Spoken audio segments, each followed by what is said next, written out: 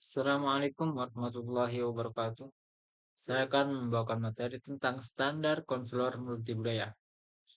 Poin pertama adalah pengertian konselor multibudaya.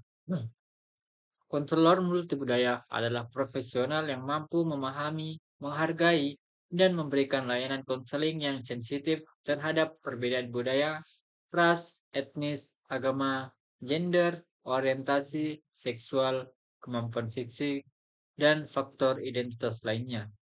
Mereka memiliki kompetensi untuk bekerja secara efektif dengan klien yang berasal dari latar belakang budaya beragam. Yang poin kedua adalah standar yang diharapkan dari seorang konselor multibudaya. Adapun standar yang diharapkan dari konselor adalah yang pertama, kesadaran diri atau self-awareness. Menyadari nilai, bias, asumsi, dan prasangka pribadi. Memahami bagaimana identitas pribadi konselor mempengaruhi hubungan konseling. Memiliki sikap terbuka, rendah hati, dan tidak menghakimi. Dan kedua, pengetahuan tentang keberagaman atau knowledge. Pengetahuan memiliki karakteristik budaya klien, termasuk kepercayaan, norma, gaya komunikasi, dan konteks sosial. Memahami isu sistemik seperti diskriminasi, rasisme, stereotip, dan ketidakadilan sosial. Menguasai konsep budaya dalam psikologi seperti akulturasi, identitas budaya, dan dinamika kelompok minoritas. Yang tiga, keterampilan konseling multibudaya atau skills. Menggunakan teknik konseling yang sensitif budaya. Beradaptasi dengan gaya komunikasi klien, termasuk bahasa verbal dan nonverbal. Menyusun intervensi yang sesuai dengan nilai budaya klien. Mampu membangun raport dengan klien dari latar belakang budaya berbeda. Yang keempat, advokasi dan kepekaan sosial. Membela hak dan kesejahteraan klien, terutama yang berasal dari kelompok rentan. Mengidentifikasi hambatan struktural dan membantu klien mengatasinya. Kelima, fleksibilitas dan sikap belajar berkelanjutan. Selalu memperbarui pengetahuan tentang keragaman budaya. Melakukan supervisi dan refleksi diri untuk meningkatkan kompetensi. Kemudian poin pembahasan yang ketiga adalah etika profesional dalam konseling multibudaya. Yang pertama, prinsip-prinsip etika utama. Kerahasiaan atau confidentiality. Melindungi privasi informasi klien, kecuali ada keadaan khusus yang mengharuskan dibukanya. Non-diskriminasi, konselor tidak boleh mendiskriminasi klien berdasarkan budaya, ras, gender, agama, orientasi seksual, dan identitas diri.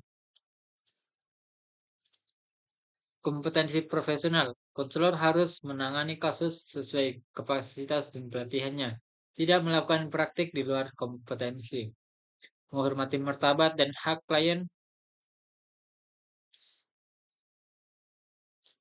menghormati nilai-nilai budaya klien, tidak memaksakan nilai pribadi, keadaan sosial atau social justice. Konselor memiliki tanggung jawab untuk mendukung kesetaraan dan mengurangi bias dalam praktik pelayanan. Yang kedua, tantangan etis dalam konseling multibudaya.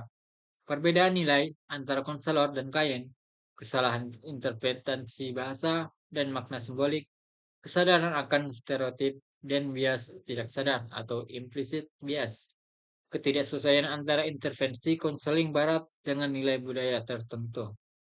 Poin pembahasan yang keempat adalah bagaimana konselor multibudaya dapat memenuhi standar yang diharapkan. Yang pertama, refleksi diri berkelanjutan.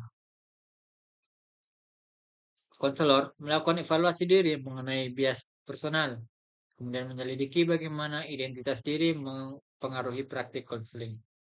Dan kedua, pelatihan dan pengembangan kompetensi. Konselor seharusnya mengikuti seminar, workshop, dan pendidikan berkelanjutan tentang konseling multibudaya. Kemudian belajar tentang budaya klien melalui literatur, komunitas, atau pelatihan langsung. Dan yang ketiga, menggunakan pendekatan konseling yang adaptif.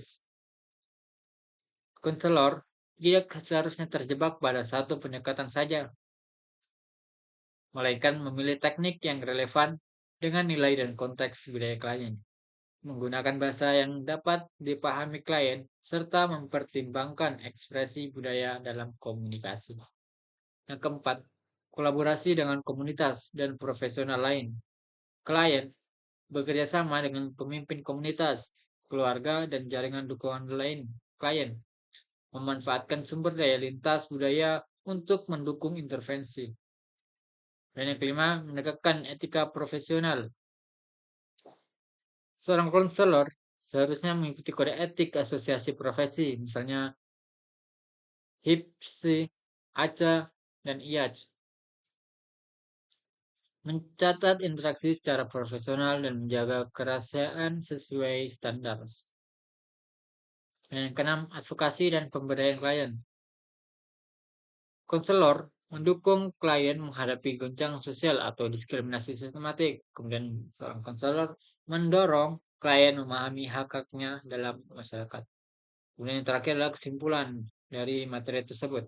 Seorang konselor multibudaya harus memiliki kesadaran diri, pengetahuan, keterampilan, serta integritas etis dalam menangani klien dari beragam latar budaya.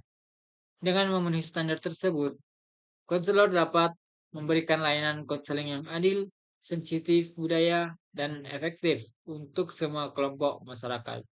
Setelah tadi materi dari saya, sekian. Assalamualaikum warahmatullahi wabarakatuh.